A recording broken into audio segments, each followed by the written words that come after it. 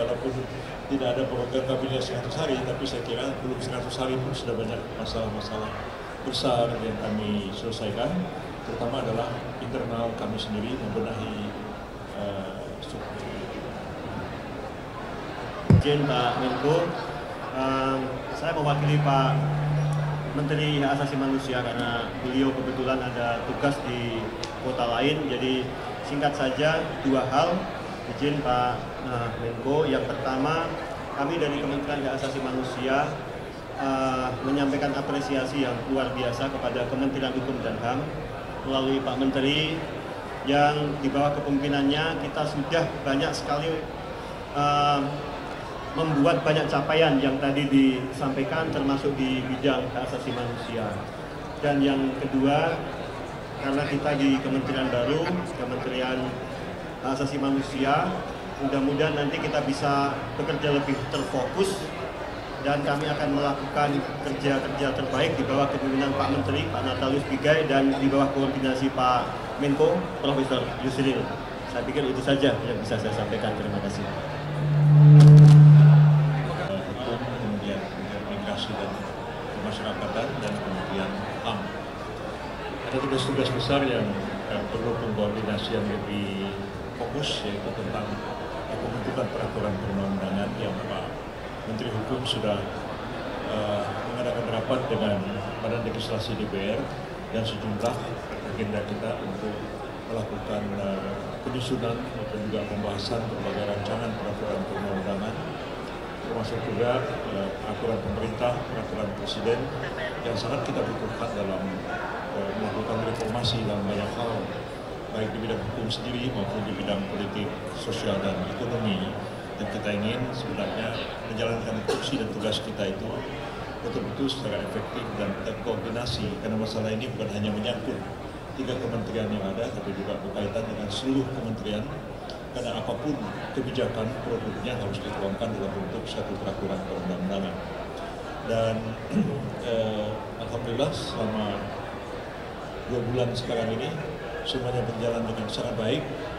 Jadi kalau kan wartawan sering tanya 100 hari apa yang dikerjakan, walaupun tidak ada program kabinet 100 hari, tapi saya kira belum 100 hari pun sudah banyak masalah-masalah besar yang kami selesaikan, terutama adalah internal kami sendiri membenahi struktur organisasi, personel itu akan selesai kurang dari dalam waktu 2 bulan sebenarnya sudah dapat diselesaikan semua, sehingga kalau 100 hari itu adalah pada akhir Januari yang akan datang, saya yakin semua itu sudah selesai dan kita juga menyelesaikan persoalan-persoalan yang memang menjadi tugas dan tanggung jawab bagi kita sendiri.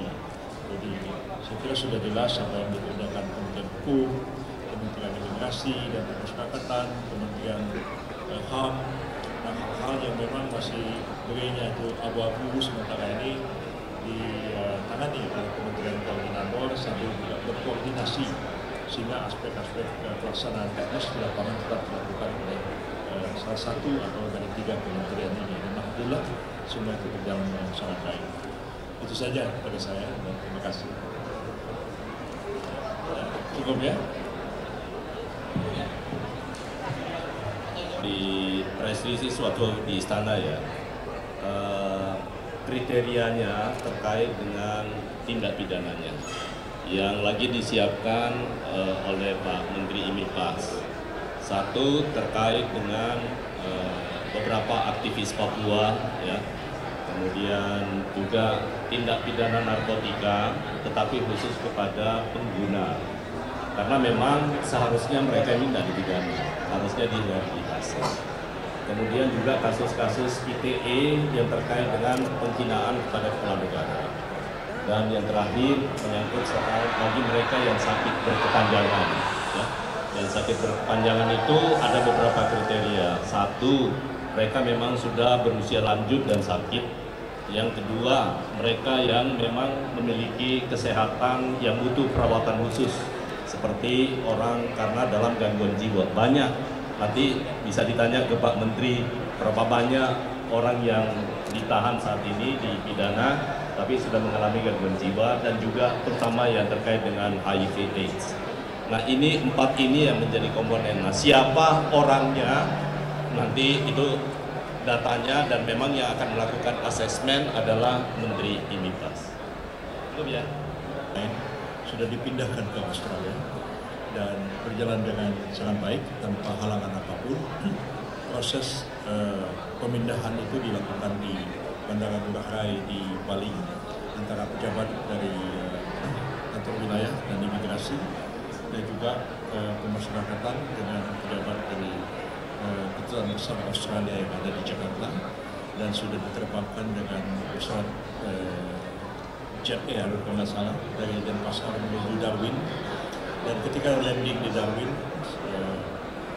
sudah ada statement dikeluarkan oleh Menteri Dalam Negeri Australia, dan beberapa saat kemudian Perdana Menteri Australia juga melakukan satu statement mengucapkan terima kasih kepada Presiden Prabowo Subianto dan menyatakan bahwa pemerintah Australia menghormati kedaulatan Republik Indonesia dalam menegakkan hukum, dan mereka akan meneruskan proses rehabilitasi dan pembinaan terhadap narapidana tersebut di Australia. Kemudian dengan Filipina, sehari 2 hari ini akan dilaksanakan proses transfernya, pemindahannya ke Australia. Meridiannya sendiri sudah dipindahkan dari Lembaga Pemasyarakatan di Yogyakarta ke Lembaga Pemasyarakatan Wanita di Pondok Bambu, Jakarta Timur, dan sekarang sudah dalam tahap akhir untuk serah terima antara pemerintah RI dengan pemerintah Filipina.